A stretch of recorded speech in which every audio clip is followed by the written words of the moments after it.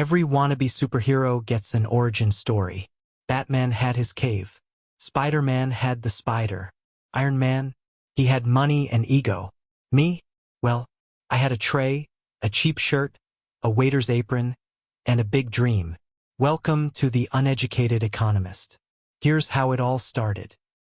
I've been interested in investing since I was about 18, even before that. I didn't have a degree. I didn't have connections. And I definitely didn't have access to the tools that most people in richer countries take for granted.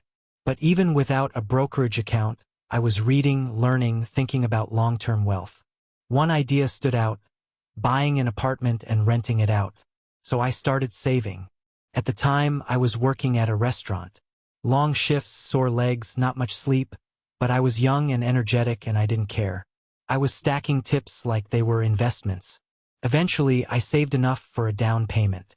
The problem? As a waiter, the bank wasn't willing to give me a loan.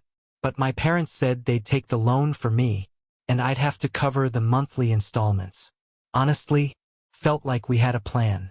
I even started looking at listings, calling agents. I had spreadsheets I didn't fully understand and apartments saved with names like, maybe, yes please, and if I get lucky. But then it all collapsed. My parents changed their mind, said I was rushing, that I didn't understand how loans worked, how real estate worked, how life worked, and maybe they were trying to protect me. But to me, it felt like the first door I ever tried to open got slammed in my face. And in my world, you get your door shut, you start looking for the exit. So what did I do? I gave up. I stopped learning. And slowly I spent the money. On what? Everything. Partying, traveling, doing things to feel free instead of becoming free. It wasn't just impulsive. It was emotional. But then came one of my first business ideas.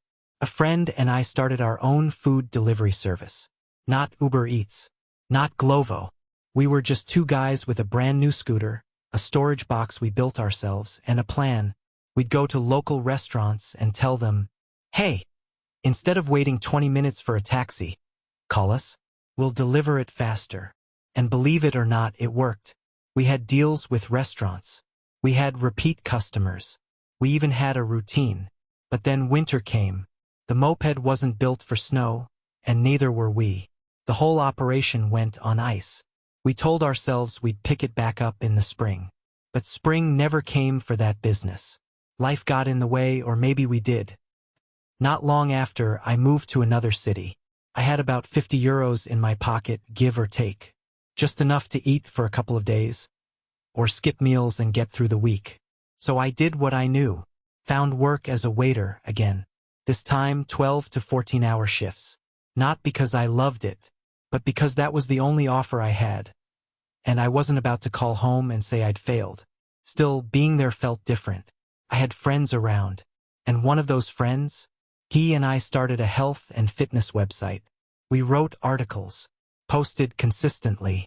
We even ran some ads and they worked. We saw traffic coming in. Real people reading. Real potential. But here's where things broke down. I wanted to start selling diets and workout plans.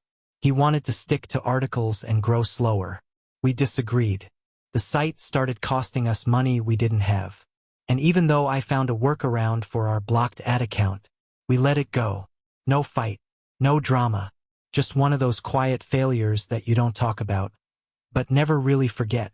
And if I'm being honest, from the time I left my restaurant job until I got back from that city, I stopped learning about investing altogether. Not just stocks. Everything. It was like I'd pressed pause on trying to build a future. I was just trying to survive the present. Eventually, I came back home. Not because I gave up, but because the world kind of shut down. You know what year I'm talking about. And the weird thing is, once I got back, I didn't feel like I failed. I survived on my own. Found work.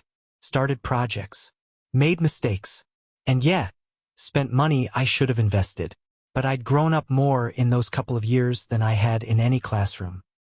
At some point, something clicked again. I started reading about investing, rewatching videos, digging back into economics and money and compounding and everything that once got me excited. And this time, I was done just reading. I wanted action. So I made a decision. At 26 years old, just 1 month before my 27th birthday, I bought my first apartment. With a loan. From a bank. And this time, no one else was involved. No parents.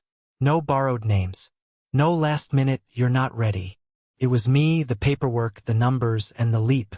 Now that apartment is rented out. It's not a palace. It's not cash flowing me into early retirement. But it's mine. And it's a start. That's what this channel is about. Not pretending to be a millionaire. Not selling you a course. Not promising fast money. It's about learning money the way I had to. The hard way. When no one teaches you. When no one gives you a head start. When the doors don't open unless you kick them. So if you're still here, I just want to say, thanks for watching my origin story. I've made a lot of mistakes, and I'm still making some, but I'm learning. And if you stick around, you'll learn with me. We'll break down real financial lessons. We'll keep it honest.